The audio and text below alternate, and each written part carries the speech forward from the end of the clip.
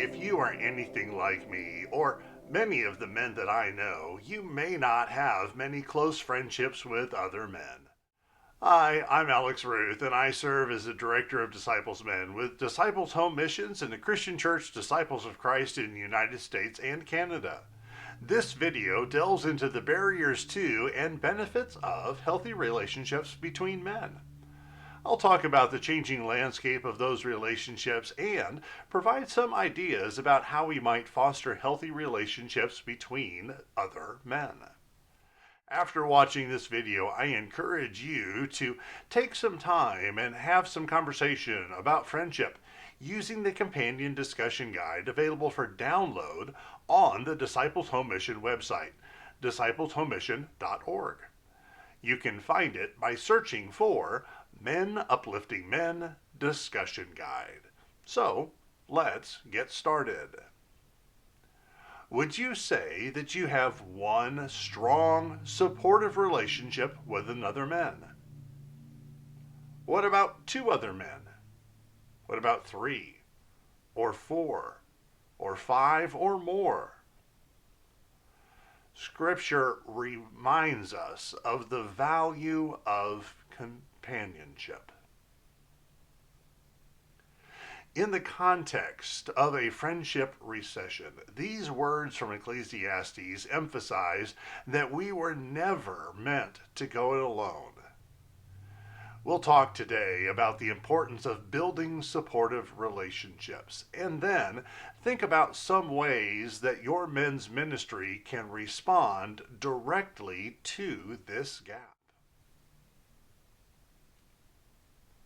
If you had to guess, how would you answer this question?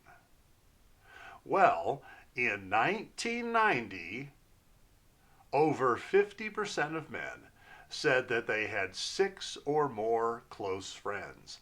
But over the next 31 years, that number dropped dramatically. And what's even more alarming is that 15%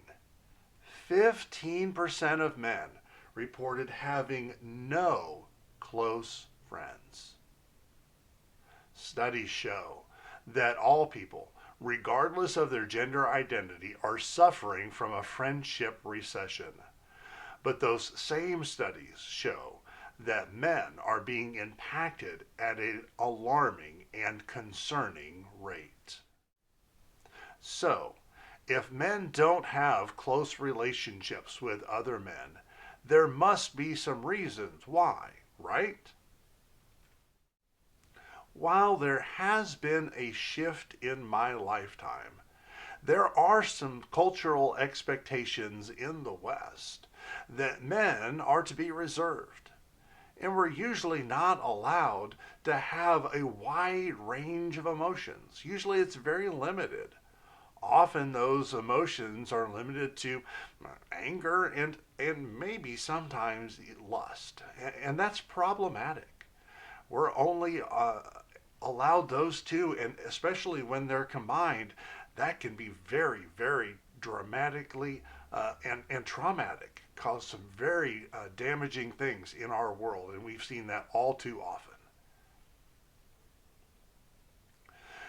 The way our economy has developed really since World War II, many people, and certainly men, work well over 40 hours a week and have limited to no time for social interaction outside of work and possibly one or two outside activities, including faith community.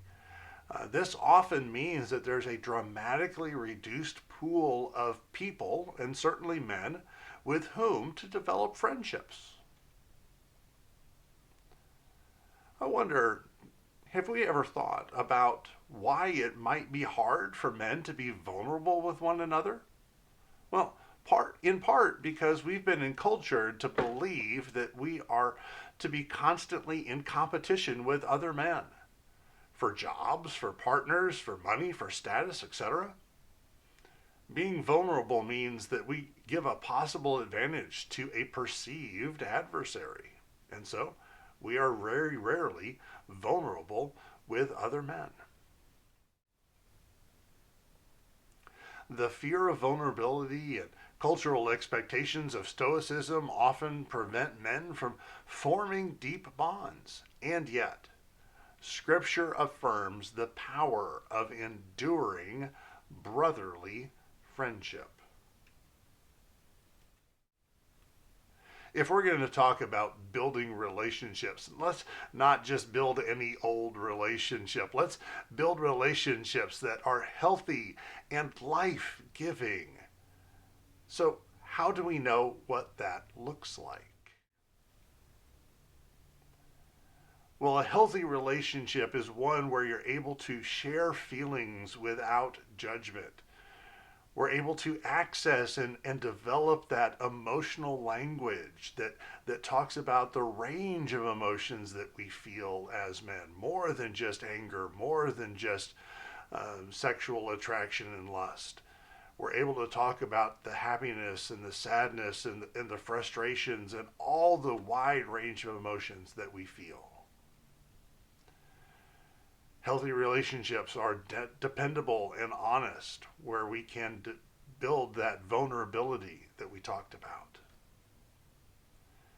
Yes, they share some commonalities. Are built around common hobbies and values that strengthen our bonds.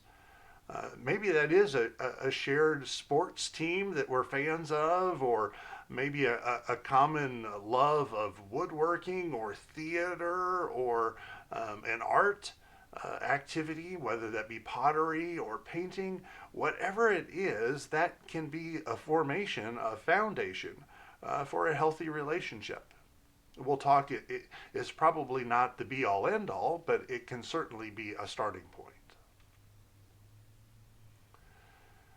Supporting personal and professional development is also a mark of a healthy relationship, that we are growing and becoming better and more mature and healthy people. That's a great sign of a good relationship. And that we accept the differences and appreciate one another's perspectives. That's a great sign of a healthy relationship.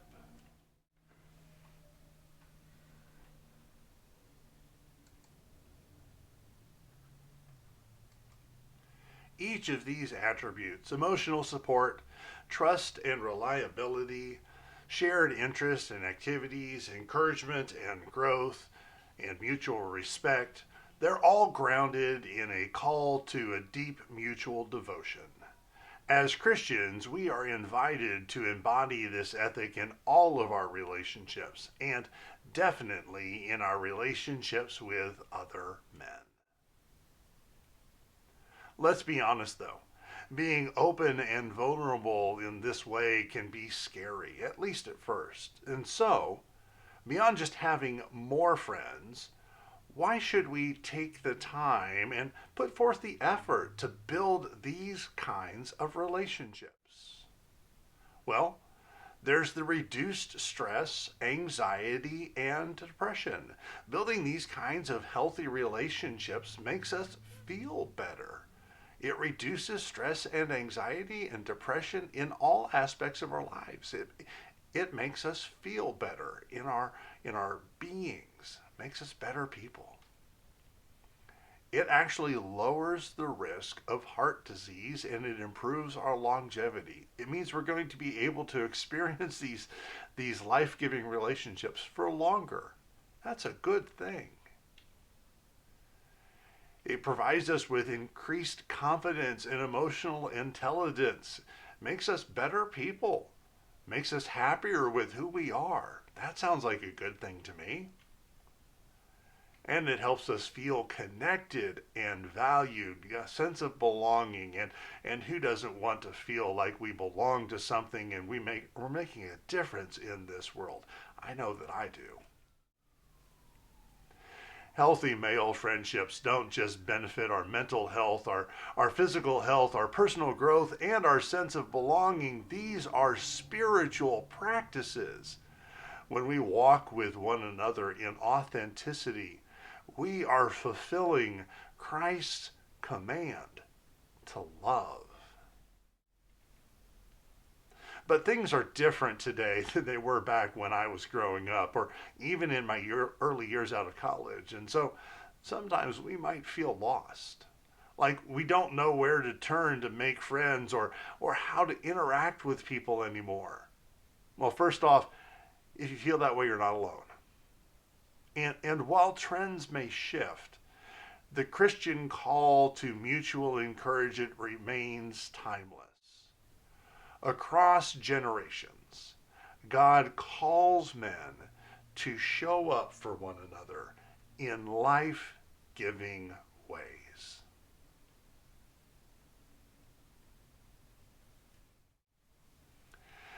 There's been a shift in recent years from in person friendships toward digital interactions. Partially, that is the development of the internet and the reactions to COVID and the upsurge in uh, video communications happening online in Zoom and a variety of other platforms. And there are pros and cons to this, and different impacts happening across different demographics. Depends on which demographic you're in, but there is a trend towards more digital interaction and more digitized friendships. It's something we're noticing, and the impacts are yet to be determined.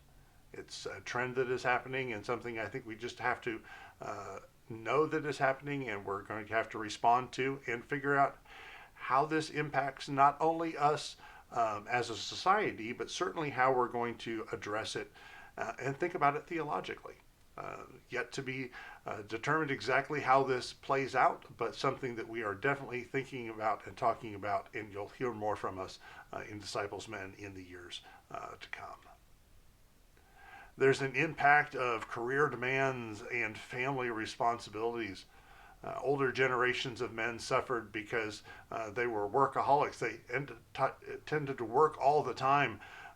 And younger generations of men are more likely to prioritize rest and as a result maintain a higher number of friendships. There's also a sense in which younger generations of men may be impacted by the gig economy and have to work multiple jobs, and that may impact their ability to maintain friendships as well. So work-life balance trends are impacting how we create friendships today as well. There is an increased awareness of male loneliness and the mental health challenges that it brings with it. When I was young, men were expected to suck it up and to be stoic, put on a brave face, not to feel those emotions. That attitude has started to shift over the last few decades, and that's a good thing. Although we may be seeing some kind of a reaction to that growth, kind of a retraction, a shift back towards prioritizing that kind of male stoic character. I think that's a troubling trend that I've seen in the last several years. But the greater awareness, I think, is a good thing, and something I think we should continue to lift up. And I hope we will continue to lift up, and something that I hope will play a part in your discussions following this video. So now, let's take a look at some of the different ways that men express themselves and interact across some generational lines. Now, before we get into this section, I do want to be clear that every time we talk about generational trends, these things are always fraught with peril, because any generational generality is helpful for understanding in the large scheme of things, but when we apply it to any one individual, it is almost invariably always incorrect. So these are generalities that might help us to get some kind of an overview, but they're certainly not meant to be carved in stone. So the older generations, and this is also going to hold true throughout this next little section, older generations, and I'm going to mean boomers and Gen X when I say this, and younger generations will be millennials and Gen Z. So for older generations, friendship conversations often focus on shared activities rather than emotions. And vulnerability is often seen as a sign of weakness. So conversations tend to be very shallow and focus on surface matters, don't go very deep. Whereas younger generations have a little more openness to discussing emotions and mental health, and that has been influenced by changing masculinity norms and social movements over the last several decades. Older generations prefer in person meetups, they prefer phone calls and traditional gatherings, where younger generations are more likely to rely on texting, social media, and online gaming and similar platforms to maintain their friendships.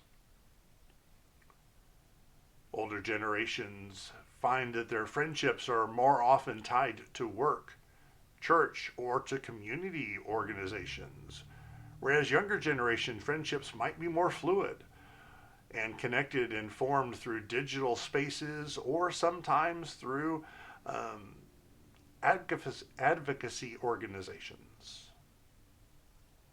In older generations, lifelong friendships are more common due to the long term social stability and face to face interactions.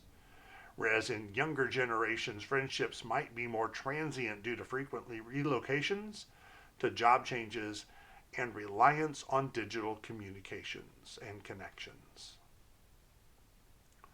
Older generations value face to face time and traditional gatherings, for example, barbecues, golf outings, and fishing trips.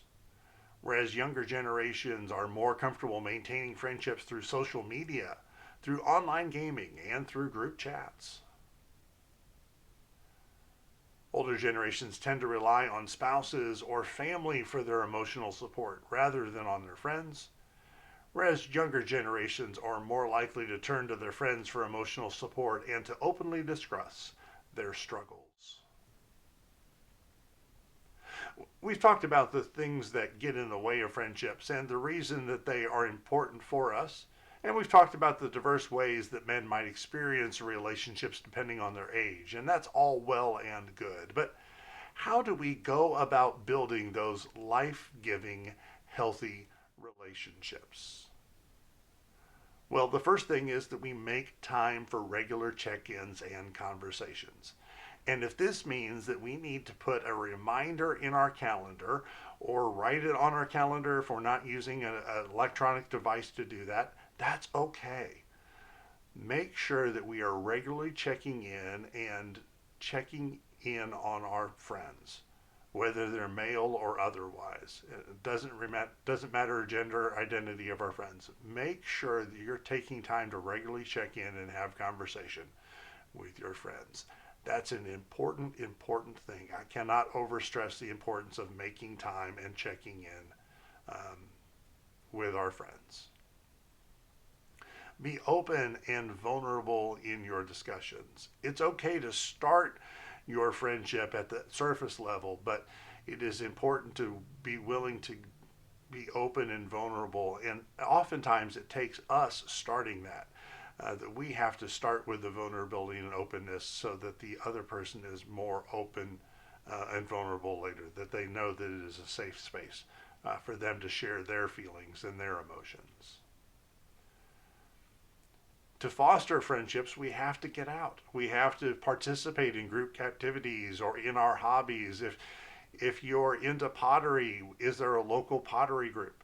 If you're into cycling, is there a local cycling group? If you're into community theater, get involved with the local community theater. You get the idea. What are you interested in? Is there a local group that you can participate in that group locally? That's how we get out and meet people. Um, you have to get out and you have to participate. And you can do that online as well.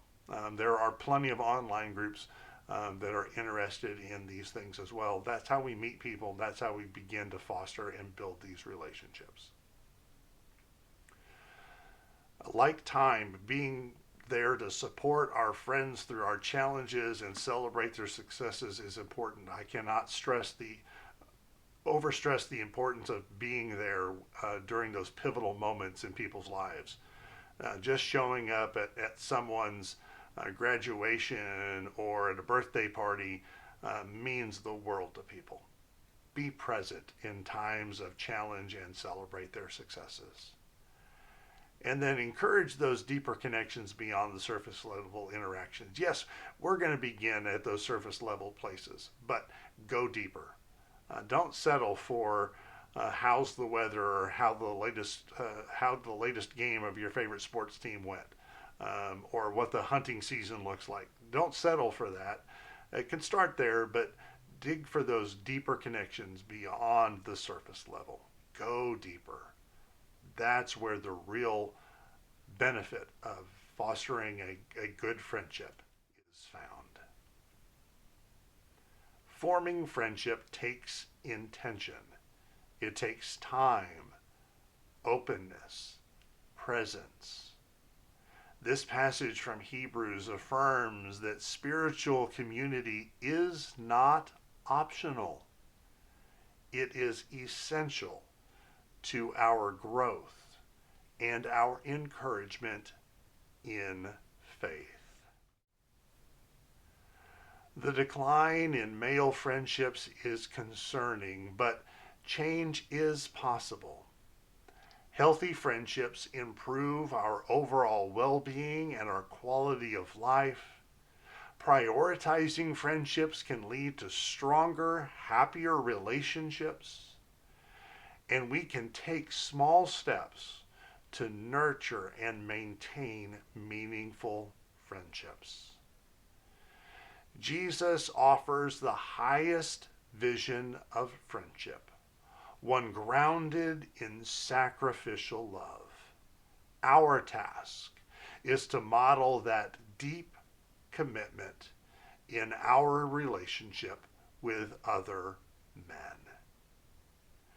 Thank you for taking your time to think about friendship with me and for your ongoing and generous support for the ministry of Disciples Men and Disciples Home Missions. Please be sure to download the accompanying discussion guide from the Disciples Home Mission website at discipleshomemissions.org. May God bless.